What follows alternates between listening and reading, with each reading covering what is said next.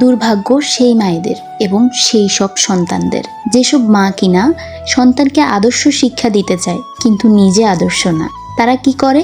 তারা ছেলে মেয়েকে যখন পড়াশোনা করায় বা পড়তে বসায় তখন সাথে একটা ফোন নেয় এবং নিজে টিকটক বা রিল কোনো না কোনো কিছু দেখতে থাকে এবং সন্তানকে পড়ায়। দুর্ভাগ্য সেই মায়েদের যারা কিনা নিজে খারাপ ভাষায় কথা বলে এবং সন্তানের থেকে আশা করে যে সে সুন্দর ভাষায় কথা বলবে।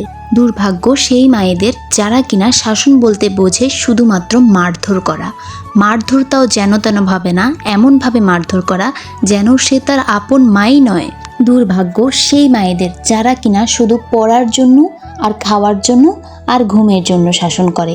এছাড়া যখন তাদের সন্তান কারোর সাথে খারাপ ব্যবহার করে বা কাউকে মারে বা খুব বাজেভাবে কথা বলে, এই দিকে তারা তাকায়ও না, পরোয়াও করে না, বরং তারা মনে মনে বলে ঠিক হয়েছে। এই ধরনের শাসন যেই সব মায়েরা করে থাকেন তারা নিশ্চিত থাকুন যেই সন্তান দ্বারা আপনি এইসব কাজ করাচ্ছেন সেই সন্তান এগুলো আপনাকে শেষ বয়সে ফেরত দেবে।